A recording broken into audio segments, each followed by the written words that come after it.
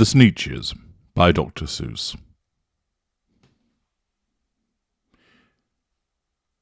Now, the sea-belly Sneetches had bellies with stars. The plain-belly Sneetches had none upon theirs. Those stars weren't so big, they were really so small, you might think such a thing wouldn't matter at all. But because they had stars, all the star-belly Sneetches would brag, "We're the best kind of Sneetch on the beaches." With their snoots in the air, they would sniff and they'd snort. "We'll have nothing to do with the plain-belly sort." And whenever they met some, when they were out walking, they'd saunter straight past them without even talking. When the star-belly children went out to play ball, could a plain belly get in the game? Not at all. You only could play if your bellies had stars, and the plain-belly children had none upon theirs.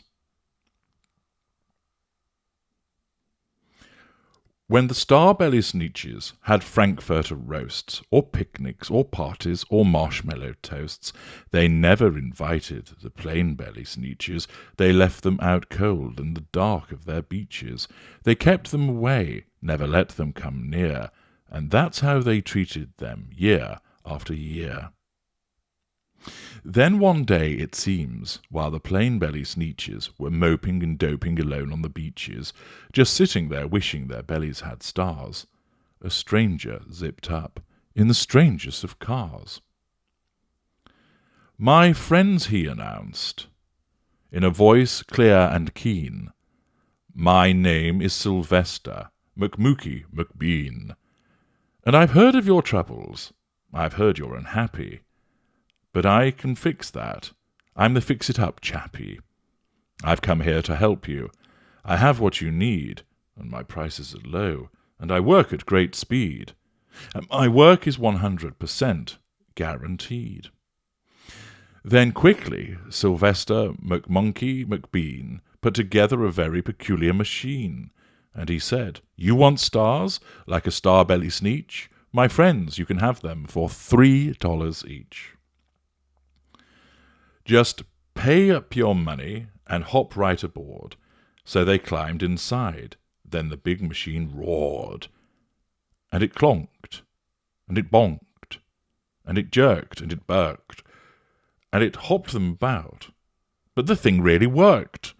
When the plain-belly Sneetches popped out, they had stars. They actually did. They had stars upon theirs. Then they yelled at the ones who had stars at the start, "We're exactly like you. You can't tell us apart. We're all just the same now, you snooty old smarties. Now we can go to your frankfurter parties." "Good grief," groaned the ones who had stars at the first. "We're still the best Sneetches, and they are the worst. But now how in the world will we know?" they all frowned. "In which kind is what, or the other way round?" Then up came McBean with a very sly wink, and he said, "Things are not quite as bad as you think. So you don't know who's who, that is perfectly true. But come with me, friends, do you know what I'll do? I'll make you again the best Sneetches on beaches, and all it will cost you is $10 eaches." "Belly stars are no longer in style," said McBean. "What you need is a trip through my star-off machine. This wondrous contraption will take off your stars, so you won't look like Sneetches who have them on theirs." And that handy machine worked very precisely, removed all the stars from their tummies quite nicely. Then with snoots in the air they paraded about, and they opened their beaks and they let out a shout. "We know who is who, now there isn't a doubt. The best kind of Sneetches are Sneetches without." Then, of course, with stars, all got frightfully sad. To be wearing a star was now frightfully bad. Then, of course, old Sylvester McMonkey McBean invited them onto his star-off machine. Then, of course, from then on, as you probably guess, things really got into a horrible mess. All the rest of that day, on those wild screaming beaches, the Fix-It-Up Chappie kept fixing up Sneetches, off again, on again, in again, out again. Through the machines they raced round and about again.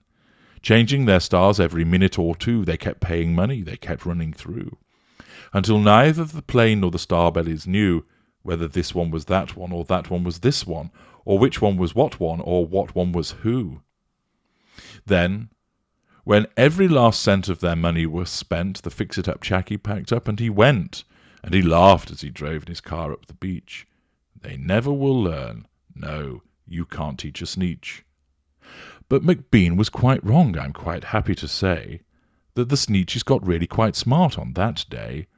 The day they decided that Sneetches are Sneetches, and no kind of Sneetch is the best on the beaches. That day all the Sneetches forgot about stars, and whether they had one or not upon theirs.